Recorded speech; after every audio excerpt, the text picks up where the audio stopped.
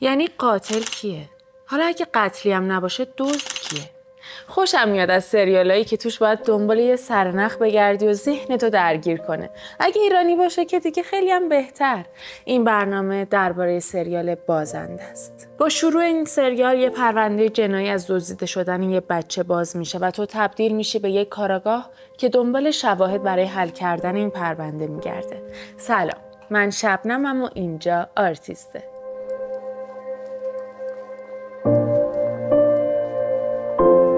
امروز که این برنامه ضبط میشه فقط 3 قسمت از سریال بازنده منتشر شده. کارگردان این سریال امین حسین پور و قبل از این یه سریال کوتاه به اسم درمانگر توی کارنامش داره که اونم یه فضای جنایی و تیره داره. حالا قبلتر امین حسین پور تجربه ساختن موزیک ویدیو داشته که اتفاقا همین توی قاب بندی و رنگ و نور هر دو تا سریالایی که ساخته تاثیر گذاشته که خب من بدم نیومد ازش، ولی از بعضیا که پرسیدم خیلی با فضا حال نکردن و یه مدت زیاد فقط توی یه رنگ ثابت موندن براشون خسته کننده بوده. لایک و سابسکرایب یادت نرو، بیا که یه نیم نگاهی به سریال بازنده داشته باشیم. فضای سریال جناییه، نه از اون مدل جنایی تلویزیونی، از اونایی که تو فیلم خارجی ها میبینیم، ولی گارد نگیر نسبت به این قضیه.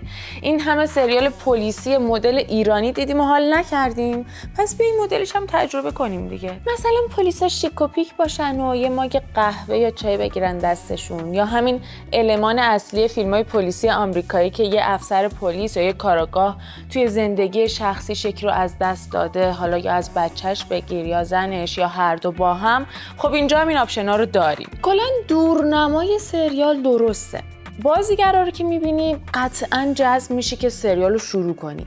ولی خب سریال‌های این مدلی زیاد دیدیم که از دور بازیگراشون خوبن اما داخل سریال بد. حالا من 3 قسمت از بازنده رو دیدم و واقعاً تا اینجا جذبش شدم.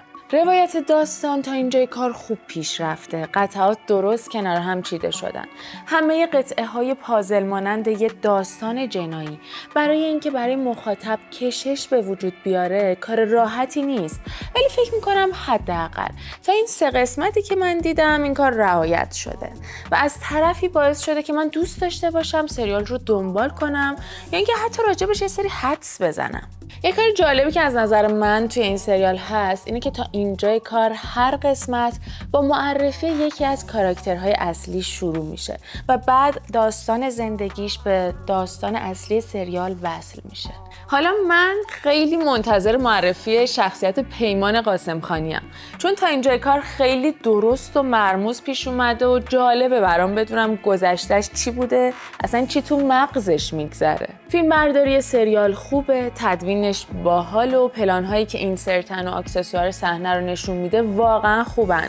همشون دست به دست هم میده که تو وایب جنایی درستی از سریال بگیری. کاری که کارگردان برای معرفی شخصیت پلیس داستان کرده، توی پرانتز بگم عجب بازیگری این علیرضا کمالی. کاری که واسه معرفی این شخصیت کرده خیلی خوبه، تا جایی که به ماگ قهوه یا چایی یا آب توی دست این کاراکتر میرسیم. خب توی سریال‌های این ژانری غیر ایرانی یا یه پلیس دائم الخمر داریم یا یه پلیس خیلی سیگاری، یعنی میدونی هر کدوم یه نشونه این مدلی دارن. خب کارگردان ایرانی که نمیتونه اینا رو استفاده کنه، پس میاد یه ماگ میده دست پلیسش.